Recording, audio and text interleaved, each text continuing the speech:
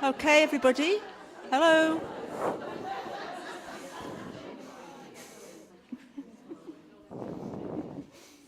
Oh. Hi, everybody. Ooh, we've got our new sort of mic system. What does it sound like? Shall I just...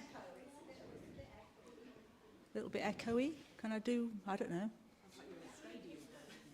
Okay, maybe I'll hold it a bit further away from me. Closer. Okay.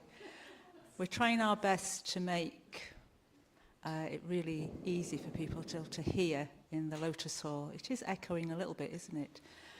I don't know what to do about that. But anyway, I'm going to welcome everybody to the Teachers of Enlightenment series. And my name's Suryaka. And all I'm going to do today is introduce you to Taravandana, who's going to be taking us on a little journey of exploring Milarepa, one of the teachers of the past.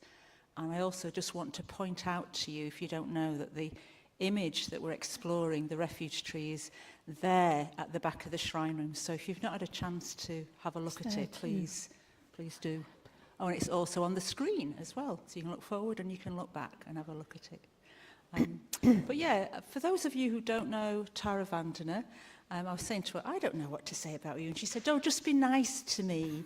Just be nice to you. So I could just tell you some nice things I know about Taravandana if you don't know her.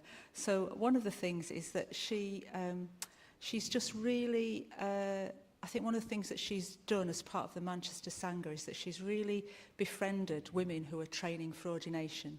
So that, you know, some of you may or may not know what that means, but she'll just really get alongside people who want to deepen their Dharma practice. She's just really, really good at being interested in you, what's particular about you and your qualities, and she'll just draw you out. And she does that as a friend in general, I would say, as well, not just women training for ordination. And I think the other thing I just want to say about her, she's a great lover of creativity and art, and I think in the last few years that's become a really important part of Taravandana's life, is to just create beautiful things. So she enjoys the beauty in human beings, but she also really enjoys creating beauty, through artwork. And I think you actually approached me and said, when you heard about this series, I didn't even have to say, would you like to do something? She sort of came scuttling up or phoned me up and said, I'm really into Milarepa. I want to share about Milarepa. So it's really great when someone's got some inspiration going and they want to share it with the Sangha. So Taravandana is going to basically host the rest of today. So I hope you really enjoy exploring Milarepa and enjoy Taravandana. Thank you.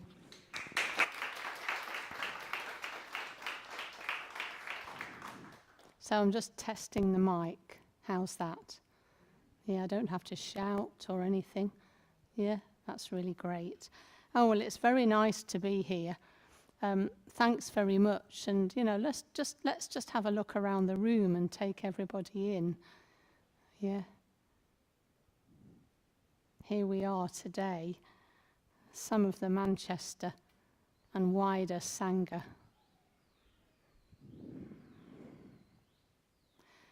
So before we get started, for whom is this the first time that you've come to this series about the Refuge Tree? For whom is it the first time? Okay, that's great. And for whom is it the first time you've ever seen this image? Okay, so everybody has seen this image, yeah? So whilst I'm going to give a very, very quick overview of it, that's all I'm going to do as a whole, because I want to zoom in on a particular being who's called Milarepa. And Adele and Sophie have created this fantastic wild shrine, because Milarepa is associated with wild places. I'll come back to that in a moment. So let's just think about this tree. So this is, if you could zoom out again, please. It's great how you can go into and out of the archetypal realm in more detail, isn't it? Yeah. So This is the tree of refuge and respect. And it's a tree, a very unusual tree, that's made of lotuses and made of light. It's important that it's made of light, yeah? And many, many Buddhist schools have such a tree, especially the Tibetan and the Mahayana schools. And what it is, I'm going to simplify this. I really like it when you can take really complex things and make them into one sentence. It's not showing any disrespect. It's a representation of the lineage of teachers and teachings and significant Buddhist practices that every particular school has. Yeah? And it's called the Tree of Refuge and Respect because the teachings and the practices taught and handed down and inspired by the lives of all the people on the tree are reliable. So we can take refuge in them, which means we can rely on them. They'll never, ever, ever let us down. And we can have respect for them because of the depth and the consistency and the hard work that's gone into their practice. So it's the tree of refuge and respect. So quickly, let's have a look at what the tree is. So in the very, very middle of the tree, with a central lotus, we've got the Buddha Shakyamuni, golden and bright, sitting there with his begging bowl. And on either side of him, we've got the Buddha of the past and the future. Then behind him, on an enormous lotus that we can't quite see because Shakyamuni is in front of it, there's an enormous pile of texts, books, ancient scrolls, iPads, iPhones that have got free Buddhist audio on, etc. Yeah? All the teachings that come down to us in the written and the visual word, or even the auditory. Yeah?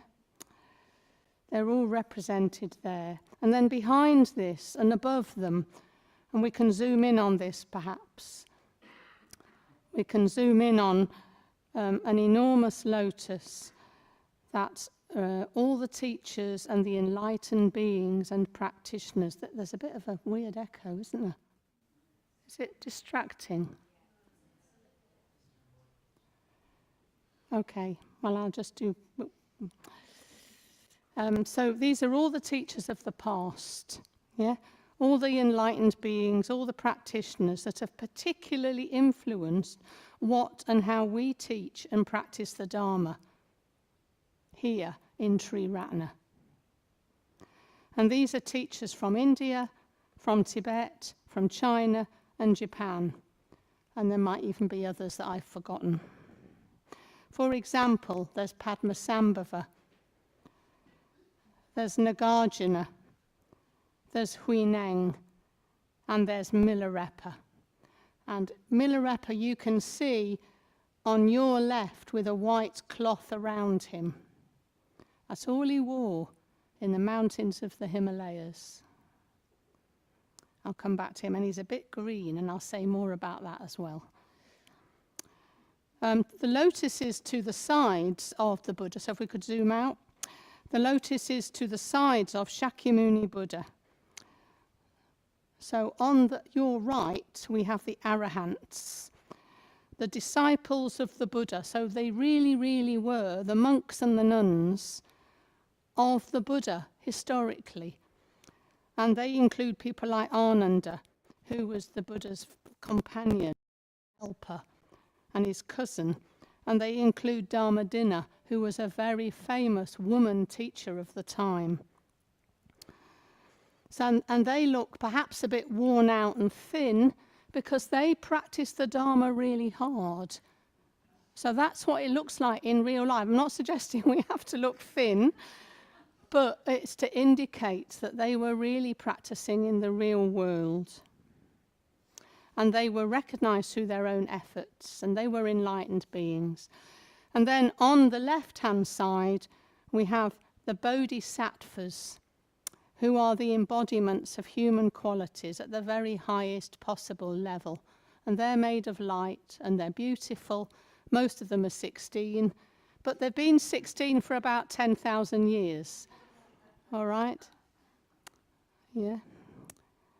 And they inspire us. So you'll see here Tara at the very front, and you'll see Manjushri on the back row with a sword above his head. So symbols of compassion taken to its highest limit, wisdom taken to its highest limit. And then right above the whole thing, right at the very top, above the teachers of the past, we've got the mandala of the 5 Buddhas. So 5 ways of approaching the enlightened mind. We cannot, as most of us as human beings, cannot fathom the depth and breadth of the enlightened mind. So this mandala represents all the different facets of the enlightened mind, divided up or looked at through a prism. So you're looking at it through a different facet of enlightenment. And again, they're sources of deep inspiration for us all. And then above them, we've got Vajrasattva, who sometimes is called the Ani Buddha, so the most ultimate of Buddhahood. It's almost like Buddhahood in principle that exists all the time, whether there's Buddhas or not. The potential for Buddhahood is always there. And then right at the bottom, zooming out, and right to the bottom, so this is our way in at the bottom. So here at the bottom, we've got Sangharakshita, Bhante Sangharakshita, at the very front of that front lotus. There's Bhante Sangharakshita, who is my teacher, the founder of our movement. And he is handing out, he's holding a kesa, so he's holding one of these. And he's making an invitation to all beings to say, come along and join us, basically. Yeah, I really love that there's a kesa there waiting to be put round somebody's neck. And he's the founder of the order, the founder of our movement, and he's surrounded by his historical teachers. They were his teachers, people like Mr. Chen and Dilgo Khyentse, to name but, and Dado Rinpoche. And he met many of those while he was in India and in Kalimpong. Yeah. And then at the very front, 2 extra lotuses have more recently been added. So what we've got here is we've got, on the left-hand side, we've got Ambedkar, who was very, very significant in India for enabling the Dalit community, the ex-untouchables, to convert to Buddhism. And he's been the great source of inspiration to the order and the movement in India. That's another talk, okay? And then over on the right-hand side, we've got, what's his name? I had to write this down. Anagarika Dharmapala, is that correct?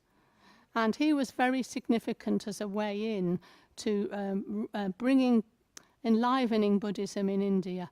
Very important, and also in terms of connection with Sangharakshita. So just to summarize then about this refuge tree. So another way of thinking about the refuge tree is that it's a representation of the 3 jewels, isn't it? So we've got the Buddha right at the middle, and then we've got manifestations of the Buddha mind right at the top. And then we've got all the teachings on that lotus of iPads and books and texts, yeah? And then all around we've got Buddhas and Bodhisattvas. So we've got the Sangha, and we've got the Dharma in the teachings. So it just seems to me that this whole tree represents a way in for us as individuals. It's so vast. There's so many teachings and so many different beings on it that we are all going to find a way in somewhere. Yeah? Does that make sense? Yet, it's much greater than all of us. So this is a symbol that represents the vision and the path to enlightenment for us as individuals, but for us as a community. Yeah, it's bigger than all the individual preferences and ways in.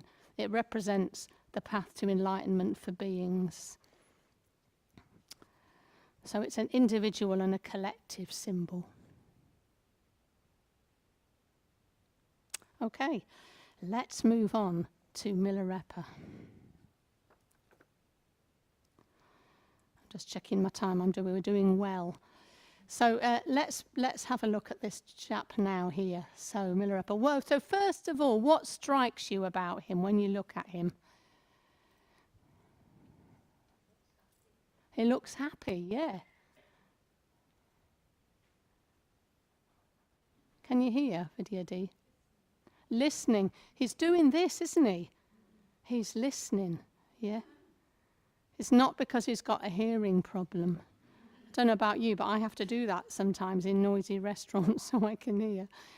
Anything else that you notice about him? He's a bit skinny. Yes, he is. And a bit green. Yes, that's a bit of a giveaway, isn't it? A bit skinny and a bit green. Anything else? And his clothing's very simple. Yes. And he's got a begging bowl. Yes.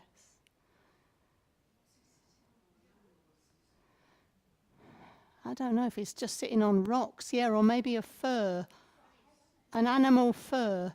Yes, it's got a head. So it might be an animal or it might be symbolic. Okay.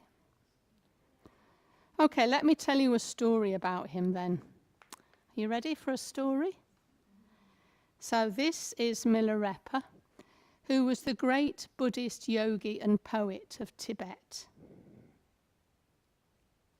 He was born in 1052 and he died in 1135, and he was born near the Nepalese border of western Tibet.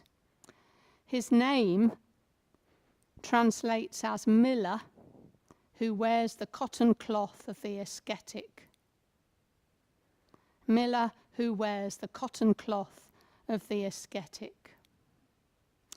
He was born into a very wealthy family, but his father died when Milarepa was 7, and his family his family property and homes fell into the hands of an uncle and an aunt who, despite an oath sworn to his father, treated Milarepa, his mother and sister, almost as slaves.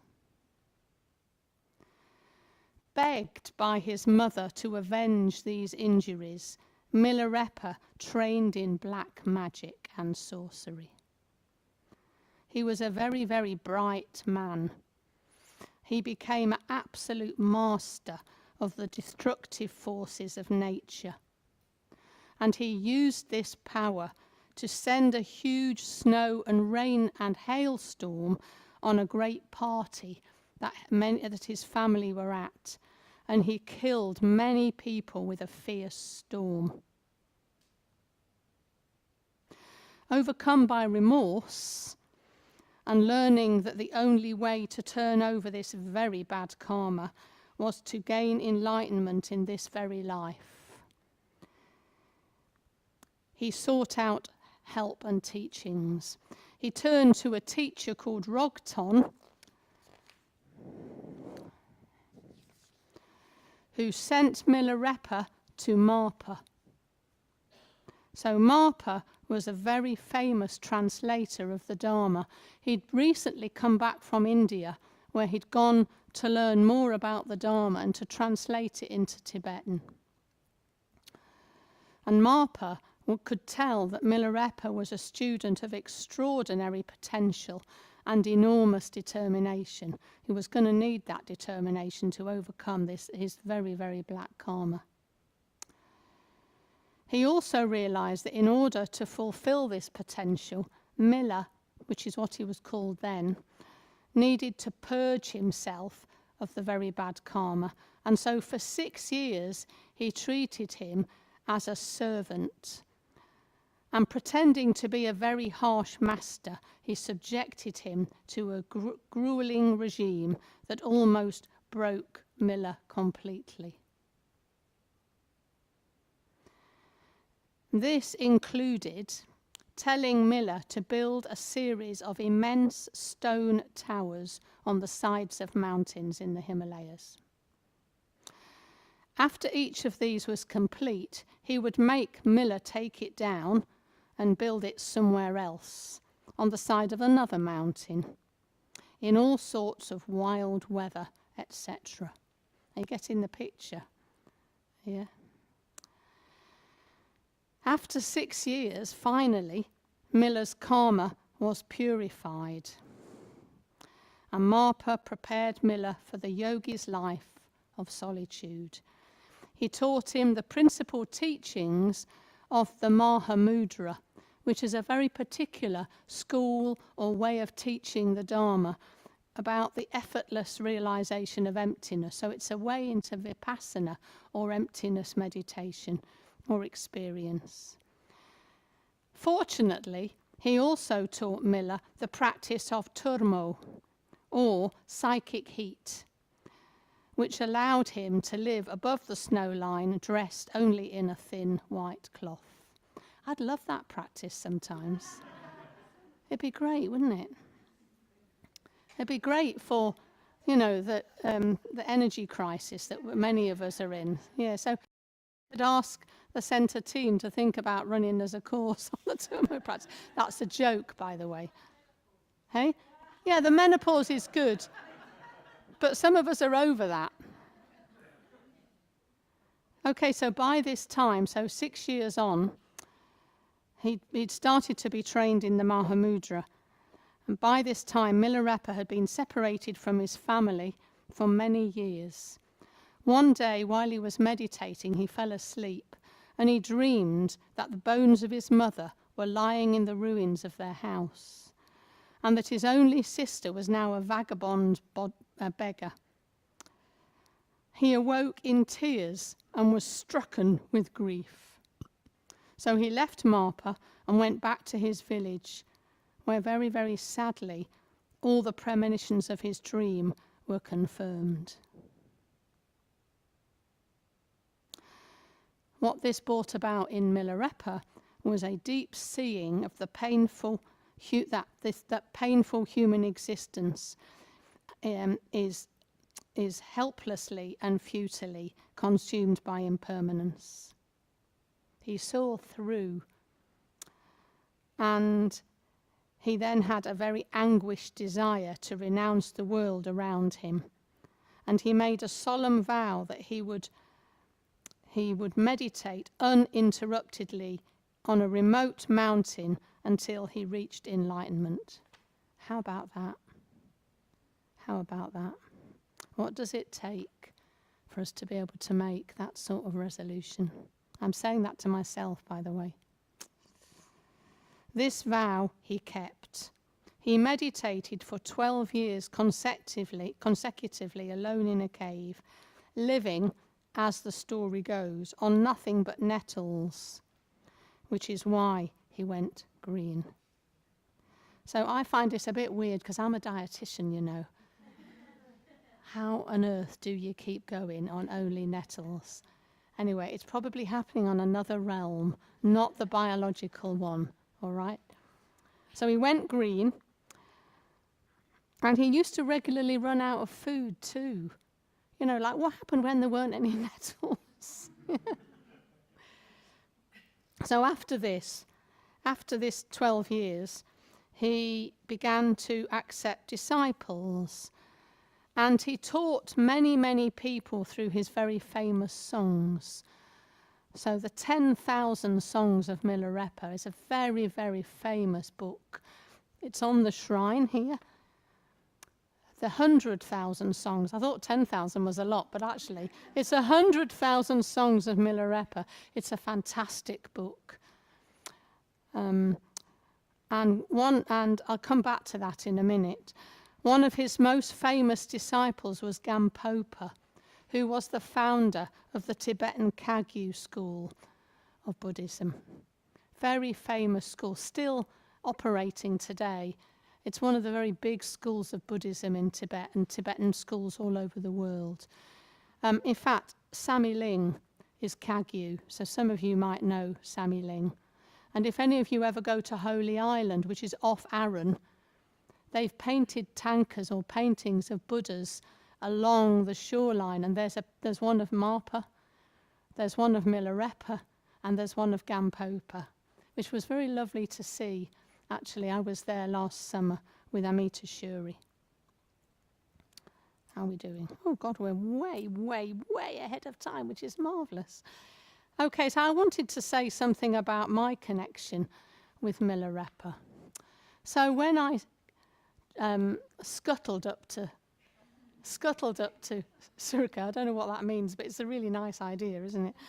I scuttled up to Surika. What was going on for me was I was reading. I just decided to read about Milarepa in Bhante's complete work. So I don't know if you've heard of the complete works.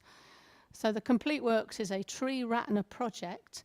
So before Bhante died, he requested that all of his teachings were made available in one complete works and made available in different languages for across the world.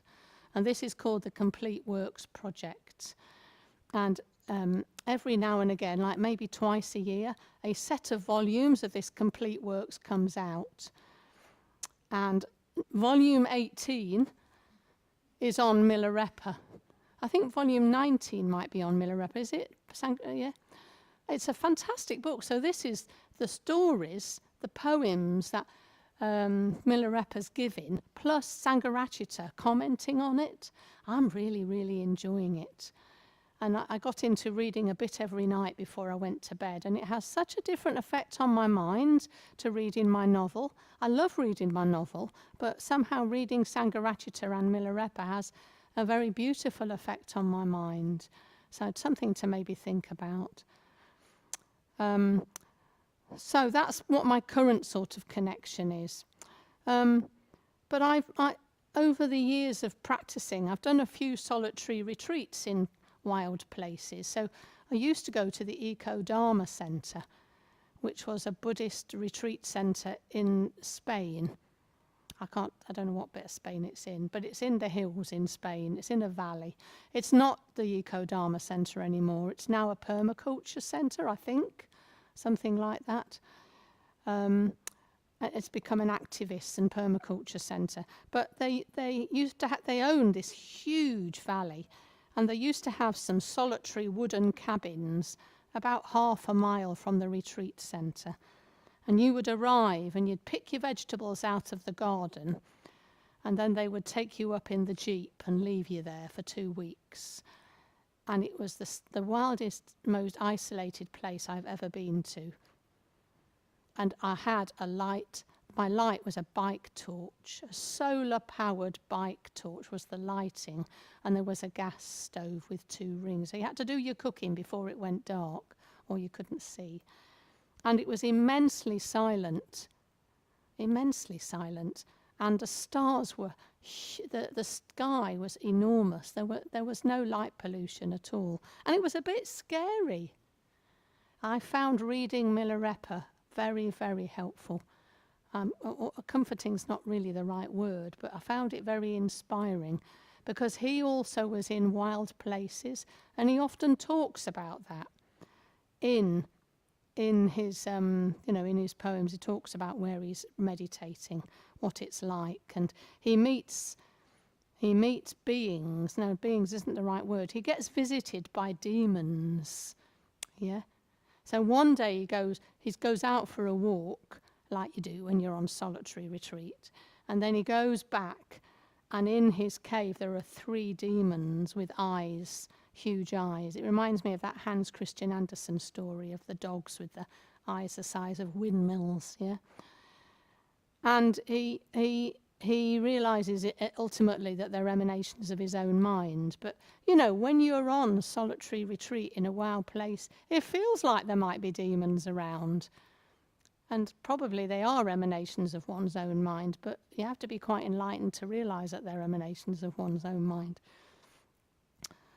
So yeah, the Eco Dharma Centre and wild places. And then I've also had quite a lot of solitary retreats in the Lake District because I really like the Lake District. And likewise, I've taken Milarepa with me and decided to read 1 or 2 stories and used it to sort of, I suppose, reflect or aid my own Dharma practice. Yeah.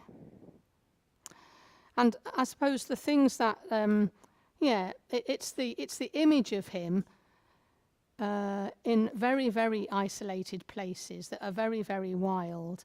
I mean, I don't think we know what wild is in this country. Does anybody agree with me? We probably really don't know what wild is, yeah, because nearly always you can hear some traffic. I think of Finland, where I've been quite a lot, where you can go places where there's no traffic noise. Yeah, and I would read this stuff when I was afraid, or when I was bored with my own company. Maybe that doesn't happen to anybody else, but I get so bored on solitary because I really like having a lot of stimulation. Hey, you just have to work with it, don't you? And, you know, Sangharakshita talks about the power of turning towards the boredom, sort of becoming fascinated by the boredom. And I did find that this a way in, actually. His images spoke to me. I could really relate to them. And his teachings they're so direct and they're relevant to us today. They're relevant in my life. So to give you an example, we're going to have a reading in a moment. So I'll just give you a bit of an intro to the reading, and then Moksha Sri is going to read to us. Okay, you ready? So one day, 5 young nuns came to visit Milarepa high in the mountains at Tiger Cave of Senjade Tsar.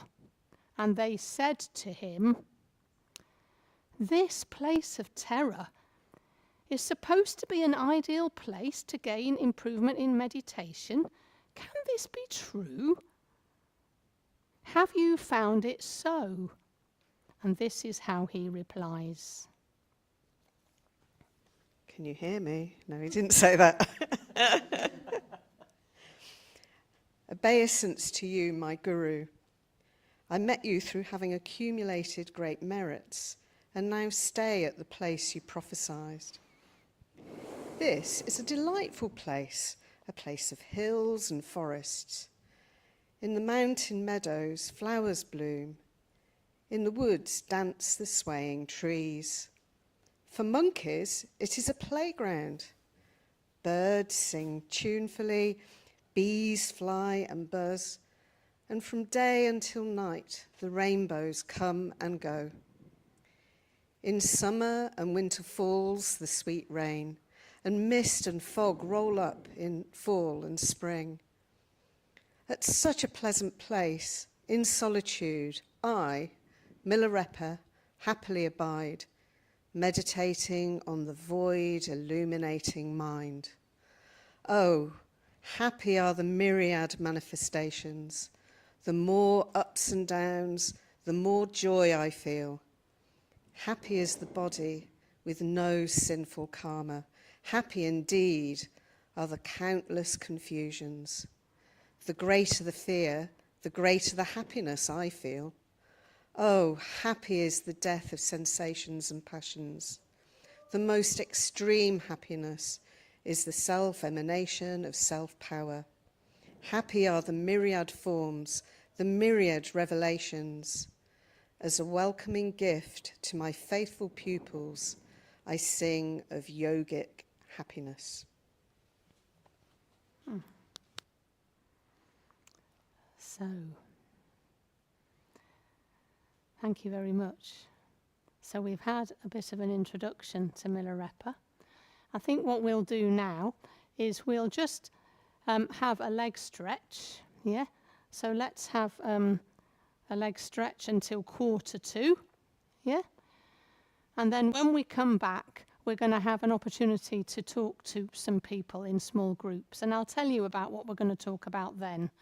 And there are several different bits of the building we can go to. Actually, shall I tell you what that is now? And then you can go, can't you? Have a break and be in your room. If you could be in your room by 10 to, yeah? Be in your room by 10 to 3. So what I'd like you to suggest you do is you introduce yourself to whoever's in your group. Yeah. Maybe we'll divide you up. Shall we do that, Surika? We'll divide you up, yeah, so you don't have to choose. So introduce yourselves and then talk about what strikes you about Milarepa and his story. And the relevance to you. Excuse me. And if it helps, you could also talk about what are the conditions that really help us to practice more deeply in our meditation. What are the conditions that really help us to meditate deeply? Yeah? They might be like Milarepa's or not. Yeah? And I've just got a little note to remind those of you that are here who were hoping to do the Going for Refuge and Prostration practice. Unfortunately, Vairochini's had an accident. She's broken her wrist. So she's not here. So that's not happening today. Sorry about that. So let's go and have a cup of tea. We'll divide. How many rooms are there? We'd have 3 groups in here. Into 5? 5 groups or 6 groups? 6 groups.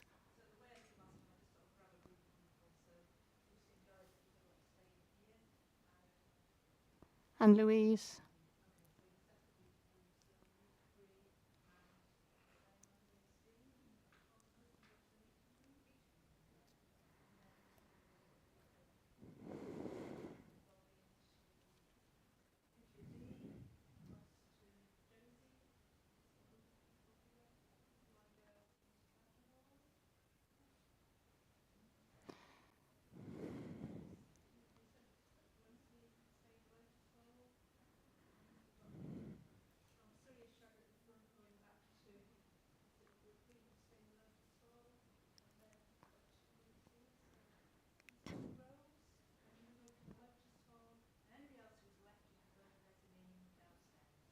Yeah?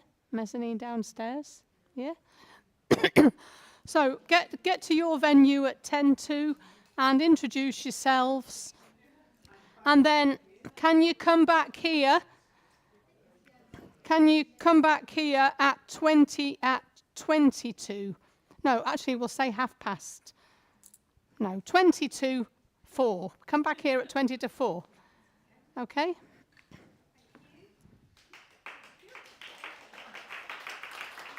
Thank you.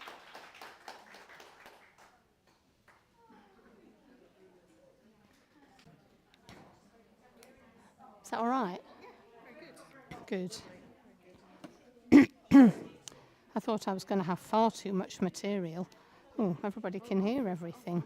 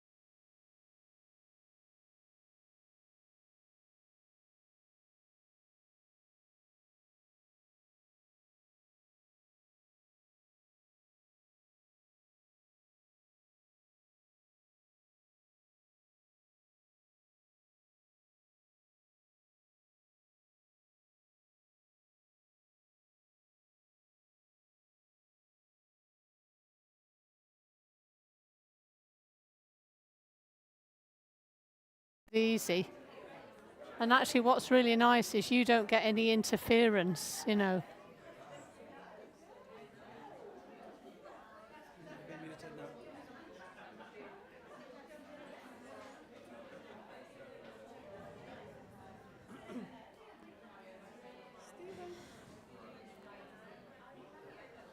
Stephen? Is he muted? No. Do you want to say hi? Hello? Hello? Is he coming out? Or you're muted now? All right. No, that's okay. I'm a jumper. Thank you.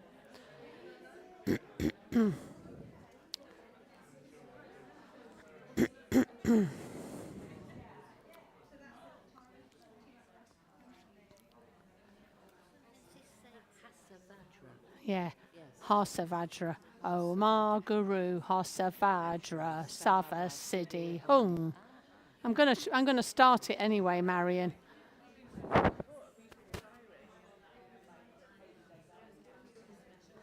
It's his mantra.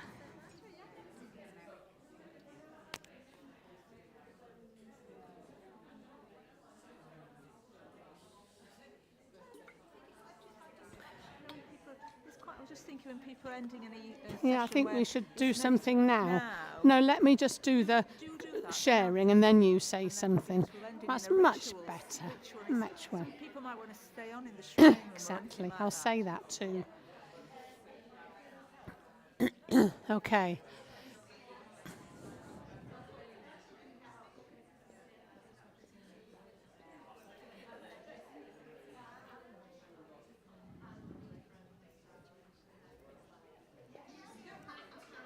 Can you hear it?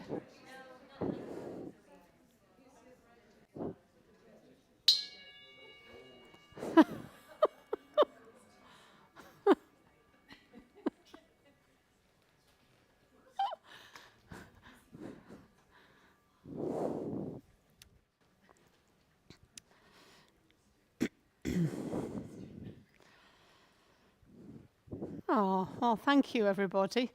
Hope you've enjoyed connecting with each other. I'd certainly love to hear something about what you were talking about. And so I'm wondering whether anyone would just like to say something about what they've realised about their connection with Milarepa, or what's whet their appetite, or anything about, practice and conditions for practice. Anything? Anybody?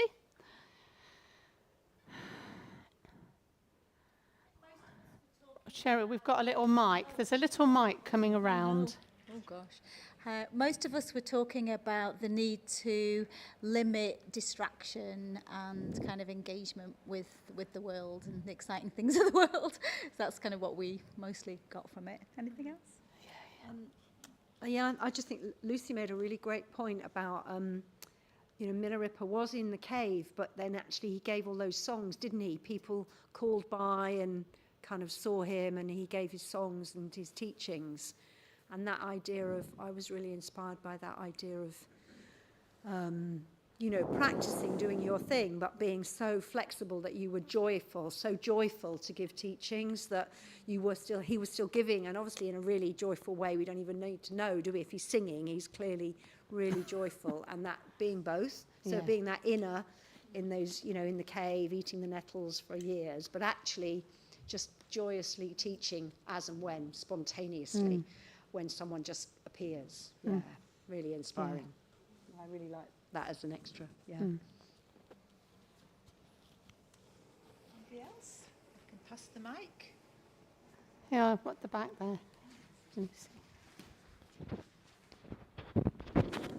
We talked a lot in our group about what was the point of the tower building and taking down, and and developed quite a lot of different ideas about the purpose of doing something that seems, on the face of it, quite pointless. And in particular in relation to maybe how he was feeling before in terms of resentment, and what that meant in terms of his mental states, and how he had to transform them before the teachings. Wow. That sounds like a whole workshop. The building and taking down of tower workshop.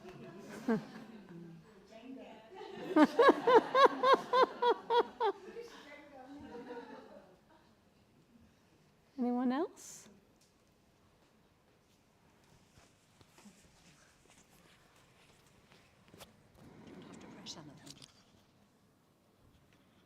Well, our conversations ranged far and wide, but we finished on something that somebody said something about Milarepa's energy, and how his energy and commitment in the first part of his life was all aimed towards revenge. Absolutely. And then when he turned his life around, but it was still that same energy and commitment that was Yes. that took him on to the great things that he did Absolutely. afterwards. So although he was transformed, it was that same energy and commitment that was really important. Yes. And I was struck similarly by Marpa saw how determined he was and how very capable he was. And it was the capability and determination that made him an expert in black magic, but then also made him the enlightened hermit that he was. Yeah.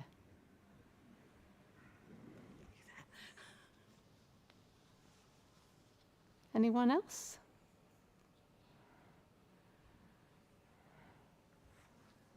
Anybody from our group here? Surya Shrad?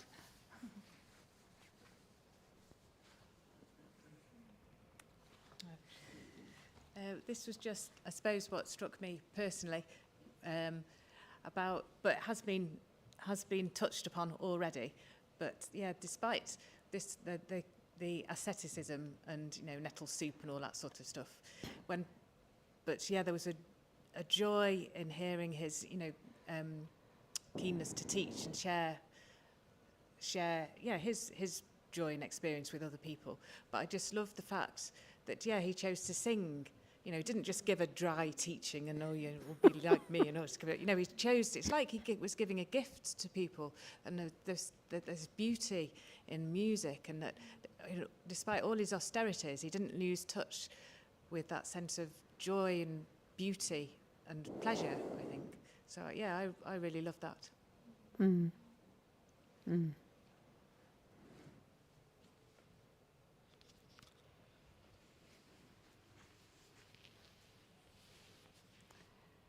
Yes, okay. So what we're going to do now is we're going to have the Milarepa a mantra. But before we do that, Surika just wants to finish off.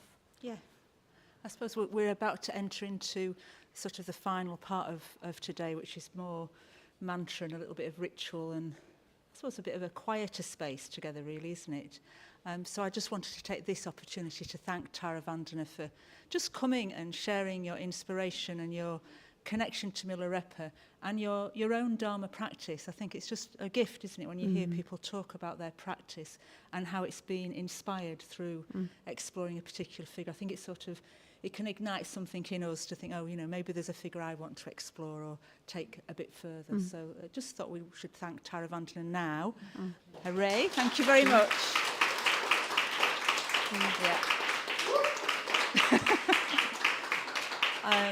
And just a reminder that next week it's Dayanandi and I think Sila Devi are going to be, and Shrip actually, a trio of Dharmacharinis, and you're going to be sort of opening the doorway to look at some of the Bodhisattva figures on the tree, which includes green Tara. So please come and please tell your friends. It's a lovely thing to do, isn't it, to come together and then those conversations where we start to talk about our own practice and hear about each other. It can be very sort of inspiring. So spread the word and see you next week. Thank you. Thank you. So many of you will have found a little piece of paper with the mantra on it. Yeah? There's one in front of you. Yeah, everybody who wants one got one? So I'll just tell you that the mantra is Om Ar Guru Hasavajra Sarva Siddhi Hung. So Hasavajra is another name for Milarepa. Okay? So what we'll do is we'll sit quietly for a moment, then I'll begin the mantra, and if you would like to, please come and make an offering at the shrine. And maybe while you're connecting with the mantra and making your offering, you could think something that a bit of an intention you might have to take away from today. Yeah? And if anyone wants to, do have a look at the books that are just here, you know, the 100,000 songs. Yeah? And they're in the library, both of them, yeah. Let's sit quietly for a moment.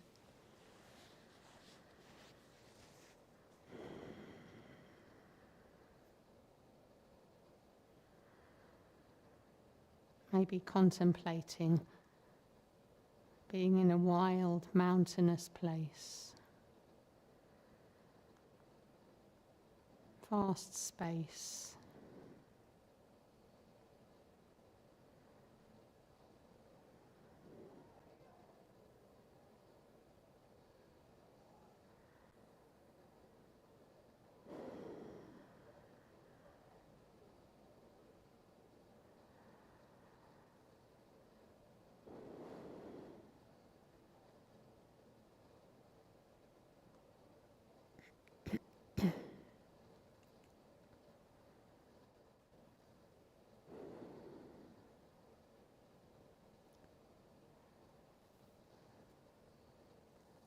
Om Guru Asavadra Sarva Siddhi Hum. Om Guru Asavadra Sarva Siddhi Hum. Om Guru Asavadra Sarva Siddhi Hum. Om Guru Asavadra Sarva Siddhi Hum. Om Guru Asavadra Sarva Siddhi Hum. Om Guru Asavadra Sarva Siddhi Hum. Om Guru Asavadra Sarva Siddhi Hum. Om Guru Asavadra Sarva Siddhi Hum. Om Guru Asavadra Sarva Siddhi Hum. Om Guru Asavadra Sarva Siddhi Hum. Om Guru Asavadra Sarva Siddhi Hum. Om Guru Asavadra Sarva Siddhi Hum. Om Guru Asavadra Sarva Siddhi Hum. Om Guru Asavadra Sarva Siddhi Hum. Om Guru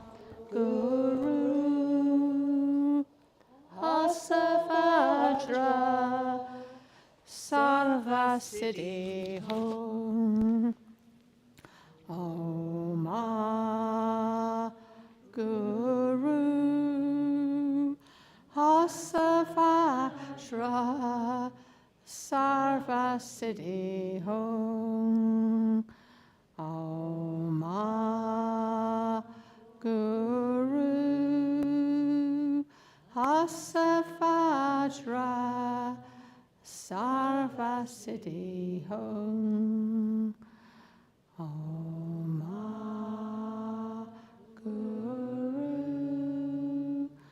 Asavajra Sarva Siddhi Hum. Om Guru Asavajra Sarva Siddhi Hum. Om Guru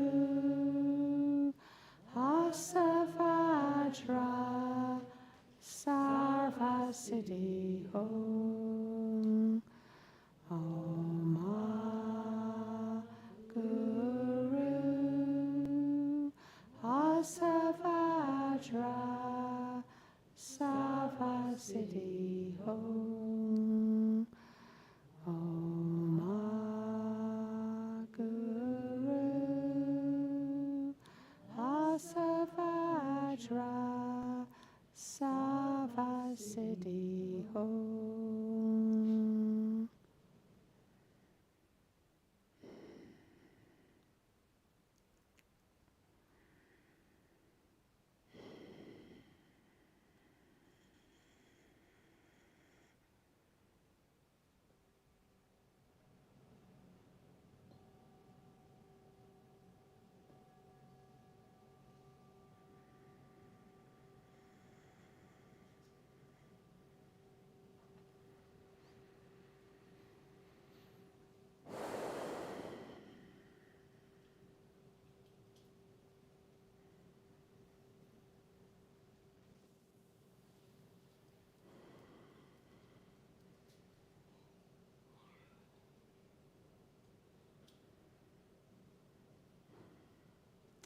If anyone wants to sit on, please do.